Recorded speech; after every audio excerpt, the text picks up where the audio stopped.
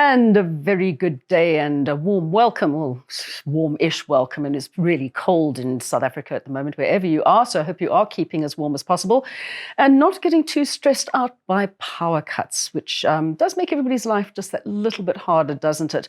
I refuse to be thankful, though, for actually just having power every now and then, because, some people never have it.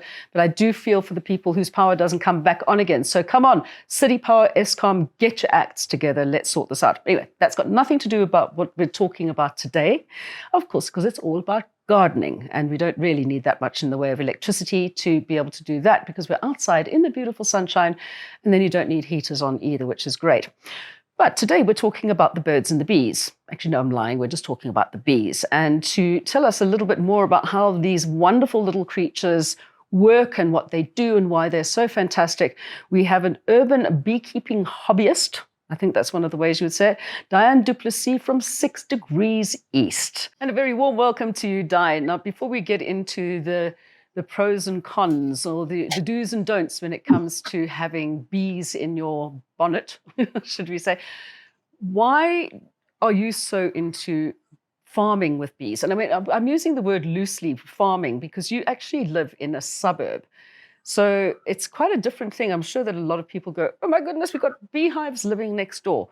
What brought you into wanting to do this?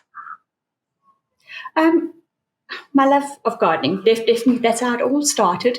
And realizing that if I want to have a crop or if I want to have fantastic flowers, I do need to have bees to pollinate and to encourage the bees to come into my garden as well and have a safe space to live in. And, most people, when they hear about bees in the garden, first thing they want to do is call out somebody to remove them. And, I live in a large area, and for the last 20 years, we've had a huge beehive underneath our driveway. And I realized if they're so happy living there for year after year, obviously I've got the right things in the garden. So why can't I start using or having bees and utilizing them and also hopefully getting some honey out of them? So that's what had started. 6 Degrees East, the company. Where does the name come from, first of all? Well, it's quite a funny one. I've worked many years in West Africa, and I'm a GIS specialist in the mining exploration environment. And the 6 degrees goes through all the countries that I've worked in and lived in. And it just goes through Ghana, Burkina Faso, and Mali. And it's very special to me because I had my daughter in Ghana, so hence 6 degrees east. And I had that domain for many, many years. And then exploration kind of quietened down. And then I decided rather to look into the gardening side, one of my great passions. And yes, hence the name 6 Degrees East. I think that's absolutely splendid. Now, people are fascinated by bees because we don't realize a lot of the time how incredibly intelligent bees are. What is actually going on in the hive? I mean, we know that there's a hive and you've got a queen and you've got drones who lie around doing very little. And you've got the other ones that work really hard, the worker bees, which of course are all females. But what actually is the hierarchy? Why does it work like that? And how is it all going on peaceably? Well, we have 3 different types of bees in the hive. We've got a worker bee, a queen bee, and the drone. Let's start with the worker bee. She's lovely and slender, elongated, very elegant looking, tiny little, much smaller wings than the others would, and she's a little bit tapered at the bottom. Her sole purpose in life is to mate and lay a heck of a lot of eggs daily. It's dominated by the matriarch, which is the queen bee, and without her, the entire colony will collapse. So she maintains it. She's considerably, as I said, she's considerably larger than the other bees, and she does have a sting, but that's only for rival bees, a rival queen bee. So we can have one that is dominant in the hive. As I said, she's got shorter wings. She doesn't have a pollen sac, so she will not be foraging, and she also doesn't have a wax gland. She produces a pheromone that keeps the bees, that they know where to come back. That is their hive. So if you have many hives in a large apiary of different hives, the worker bee will know exactly which is their hive because of the pheromones that queen bee will release. If you've got a very aggressive queen bee, she will also have pheromones that are released to tell all the other bees that we are aggressive or we are very timid colony. She can live anything between a year to 3 years, and she's the only fertile female within the colony. And also, what she also does is with her pheromones, she will attract drone bees to mate with her. And on that, she's also, there are a heck of a lot of other female bees, which are the worker bees. They are the glue that keeps the functioning of the colony together. They are absolutely amazing. What they do is they build the comb, they do all the housekeeping, they do the defense, they do maternity care, as in looking after the little eggs and feeding them. They do all the foraging, so they keep food in the hive. They do all the honey making. They do all the storage of the honey. They do the ventilization. So when it gets very hot, they get together and they fan to keep it cool, keep the hive cool, to keep the queen cool. Or if it's very cold, they, like now we're in midwinter, so those very cold evenings and early mornings, they will cover up the queen and keep her warm. And that's the way that they will regulate the temperature in the hive. They also do all the pest control, all the disease control, and they're also the janitors. So if any of the bees have any excrement in the hive, they will clean it out. So they do all the work. They are, hence the name, the worker bee. So they have a really hard time keeping it going. Very interesting, if they have to move colonies to another area, they will then go down a few steps. If they were, say, when they first hatch, they become cleaners. They will go back to become cleaners. So they will lose have a few extra days, but go back in their ranking. Another thing they do, if this time of the year, they also live longer because the queen is hatching fewer eggs a year. That's what I wanted to ask, is how long do these little worker bees actually live? Because, I mean, with that kind of workload, I'm sitting there and thinking they're working themselves to death, so they can't live all that long with that kind of, like, on the go the whole time. Yes, those little busy bees will only last about 22 days. Oh. And also you can see, and towards the end of their cycle, do they go out and start foraging? And then you can see sometimes that their wings, they look tatty because they're at the end of their lives, and they'll die. That's not quite. So that's a horrible life. I mean, you spend your entire life working, and for what? For the perpetuation of the species, maybe. Yeah, but shame. Absolutely, you have to keep that colony going throughout. Yes, and they don't have much joy besides work. And then, of course, we have the drone. He is like a couch potato. He's big, he's fat, he's round. And his only purpose in life is to have sex and to eat. So what he does, he's got no sting, he's got no pollen sacs, and he's got, again, no wax glands. And his ambition, as I said, is to have sex and to eat. So this time of the year, the workers will actually get rid of them because they don't want them in the colony, because they're going to be eating vital resources, the food. So they'll take them out and they will die. But come springtime, they will hatch. They will create slightly larger cells, and then the queen will put in a drone's egg there to hatch. And to do that, of course, so she'll have some more drones to mate with for the next season. So that's quite important. They also, once they've mated with the queen, they actually their sex organs gets left behind in the queen, and they will die straight away. They fall to the ground and die after mating. So they don't have to worry about going back to the colony. I'm sitting and thinking this sounds like the idyllic life for a man, except you get one bonk in and you die. Shame, that's terrible. All right, so let's get on to the stuff that I'm very fascinated with, because, of course, bees see colors in a totally different range to the way that human beings do. So we sit there sometimes and we think, oh, we're going to plant all these beautiful, bright flowers for the bees. And a lot of the time, it's not the colors that are going to attract them. So what color plants would you need to put in? Bees have, as you said, a totally different way of viewing ultraviolet light. So they see more on the purple spectrum and far less towards the red spectrum. So a red plant or flower would have to produce something a heck of a lot of sweetness, so that they would be attracted to them, not through the visually, but through the scent of the sweet nectar. And that's how they would have to attract a bee. Whereas you look in the garden, and naturally you'll see something like can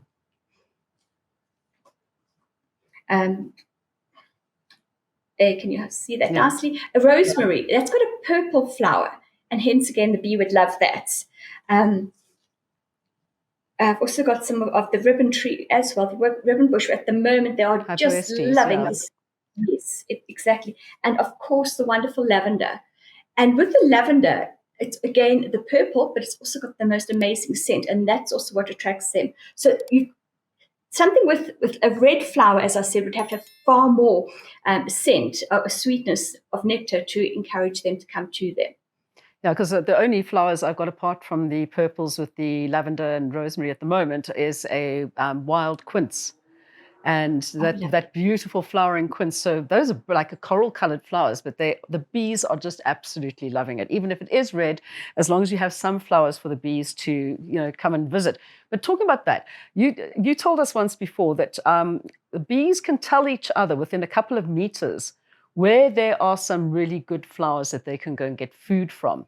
So of course, I mean, the one might go out and come across something, goes back to the hive, and then does something really weird to let the other bees know where to go.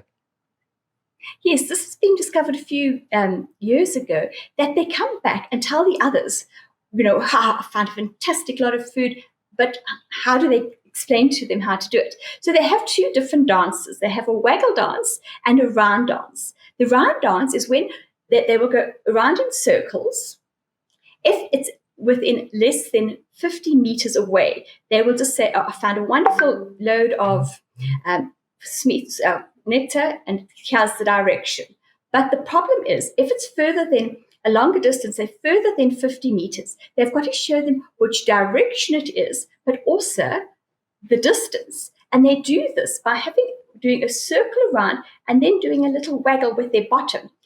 And remember, inside a hive, it'll be absolutely black. There's no light. So that way, with doing the circle and the little waggle dance, they can tell them that the direction and the length that they need to go to find the new foraging.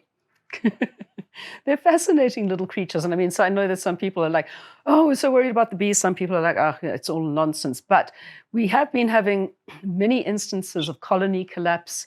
That's a lot of the time they don't know why a lot of the colonies are actually collapsing sometimes. What is being done about it worldwide? I mean, is it true, do you think, that if all the bees were gone, the whole of humanity would be messed up within a couple of months?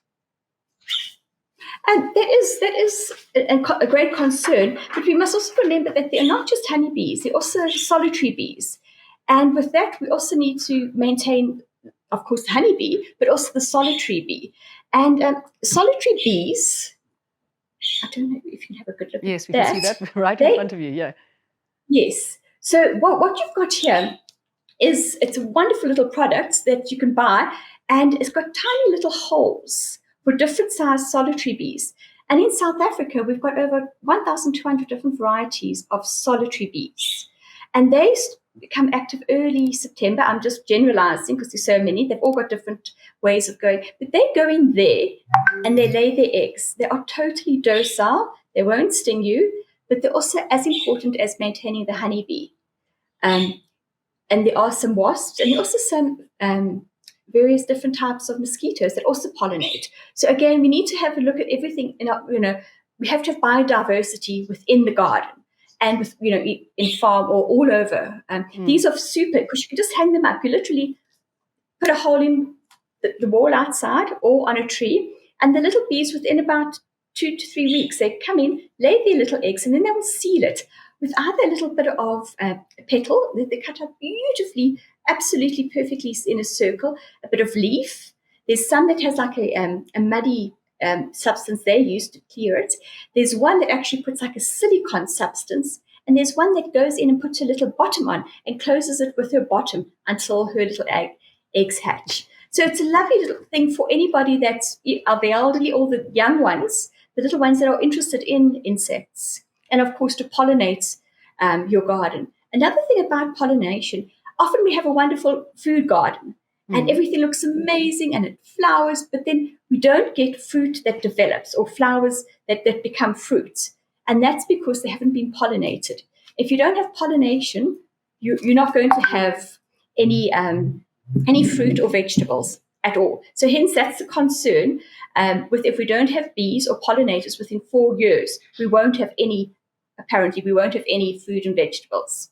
Unless we get down into the garden and go and pollinate everything ourselves anyway, which is be rather labor intensive, I think, at the end of the day.